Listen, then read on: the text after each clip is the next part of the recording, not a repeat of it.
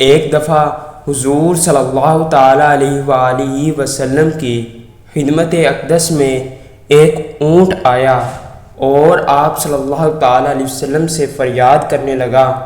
غلاموں نے عرض کی، یا رسول اللہ صلی اللہ تعالیٰ علیہ وسلم، یہ اونٹ کیا کہتا ہے؟ فرمایا، یہ اپنے مالک کی شکایت کرتا ہے۔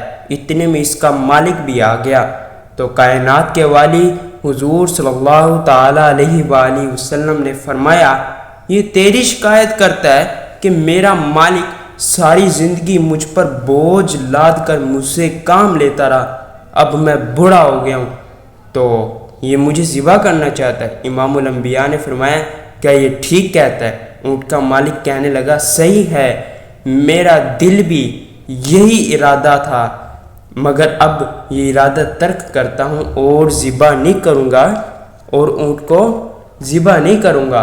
حضور صلی اللہ تعالیٰ علیہ وسلم نے فرمایا، تو جھوٹا ہے، مجھے تجھ پر کوئی اعتماد نہیں، اس نے تجھ سے پہلے فریاد کی، تو نے نہ سنی، اب کیسے سنے گا؟ بالآخر حضور صلی اللہ تعالیٰ علیہ وسلم نے 100 درہم میں سے اس کا اونٹ خرید لیا اور اونٹ سے فرمایا، جا، خدا کے لیے تجھے آزاد کیا ہے۔ جب اپنے اسے آزادی کی خوشخبری سنا دی گئی تو وہ فریادی اونٹ بلبلایا۔ آپ نے فرمایا، امین۔ صحابہ کرام رضوان اجمعین نے حضور صلی اللہ تعالیٰ علیہ وسلم کی خدمت میں عرض کی، اے بے کسوں کے، کس بے کسوں کے سہارا؟ وہ اونٹ کیا کہتا تھا؟ فرمایا، وہ اونٹ دعا دیتا تھا، اے اللہ کے نبی صلی اللہ تعالیٰ علیہ وسلم، آپ نے میری جان پر رحم کیا ہے، خدا آپ کو جزائے خیر دے۔ میں نے کہا آمین۔ پھر اس نے کہا، اے رحمت للعالمین، جیسے آپ نے اس مالک کے قہر سے نجات دلائی ہے، خدا تعالیٰ آپ کی امت کو روز محشر کی گرمی سے نجات فرمائے۔ میں نے کہا آمین۔ پھر اس نے کہا، اے شفیع المذنبین، جیسے آپ نے میرے خون کی حفاظت کی ہے، خدا تعالیٰ آپ کی امت کے خون کی محفوظ رکھے۔ حضور نے کہا آمین۔ ماہی مدینے والا سارا جگ جاندا ہے، ماہی مدینے والا سارا جگ جاندا ہے، آنکھیاں دی ٹھنڈ نالے چین ساڑی جاندا ہے۔ حضرت ابن مسعود رضی اللہ تعالی عنہ نے فرمایا کہ حضور صلی اللہ تعالی وسلم کے ساتھ ایک سفر میں تھے۔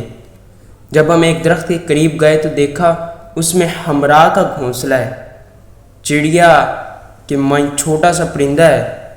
ہم نے اس کے 2 بچے پکڑ لیے تو ہمراہ نبی کریم صلی اللہ علیہ وسلم کی خدمت میں بار بار آتی اور کچھ فریاد کرتے۔ حضور صلی اللہ تعالی علیہ وسلم نے فرمایا، کسی نے اس کے 2 بچے پکڑ لیے ہیں اور یہ بار بار میرے پاس فریاد کرنے آ رہی ہے۔ ہم نے عرض کی، یا رسول اللہ، اس کے بچے ہم نے پکڑے ہیں۔ تو نبی کریم صلی اللہ تعالی علیہ وسلم نے فرمایا، انہی کے گھونسلے میں رکھ دو۔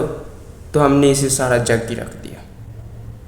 جب حضور صلی اللہ تعالی علیہ وسلم فتح خیبر سے واپس آ رہے تھے تو آپ کو راستے میں ایک سیاہ رنگ کا گدھا ملا۔ نبی کریم صلی اللہ تعالی علیہ وسلم نے اس گدھے سے کلام کیا۔ آپ نے پوچھا، تیرا نام کیا ہے؟ اس نے کہا، میرا نام یزید بن شہاب ہے، اللہ تعالیٰ نے میری جد میں 60 گدھے پیدا کیے ہیں، ان سب نبیوں پر ایک سواری کی اور تمنا خواہش ہے کہ مجھے آپ پر سواری فرمائے۔ یا رسول اللہ صلی اللہ علیہ وسلم، جیسے نبیوں میں آپ آخری نبی ہیں، ایسی ہی اپنی نسل میں میں بھی آخری ہوں۔ آپ سے پہلے ایک یہودی کی ملکیت میں تھا، جب وہ مجھ پر سوار ہوتا تو میں قصداً اسے گرا دیتا، وہ یہودی میرے پیٹ کو تکلیف پہنچاتا اور میری کمر پر مارتا۔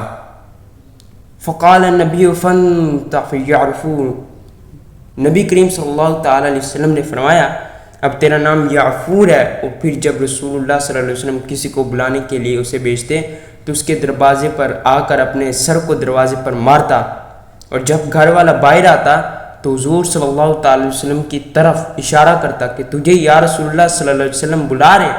جب نبی کریم صلی اللہ تعالی وسلم نے رحلت فرمائی تو اس نے حضور صلی اللہ علیہ وسلم کے فراق میں خود کو کنویں میں گرا دیا اور جان دے دیا۔ حضرات محترم، جو جانوروں کی سنتا ہے، جانوروں کی سنتا ہے، وہ غلاموں کو کیوں نہ سنے گا؟ کوئی فریاد تو کرے اور کہے، کرم کی ایک نظر ہم پر خدارا یا رسول اللہ، ہمیں تو آسرا بس ہے تمہارا یا رسول اللہ۔ حضور صلی اللہ تعالیٰ علیہ وسلم کو جانور تو پہچانتے ہیں مگر بعد قسمت انسان ہو کر نہیں پہچانتے، تو ایسے انسانوں سے وہ جانور بہتر ہیں جو حضور صلی اللہ تعالیٰ علیہ وسلم کی رسالت کی گواہی دیتے ہیں۔ اللہ تعالیٰ نبی پاک صلی اللہ تعالیٰ علیہ وسلم کے صدقے ہم سب مسلمانوں کی بخشش و مغفرت فرمائے۔ اللہ تعالیٰ ہم سب کو اس گرمی سے نجات فرمائے۔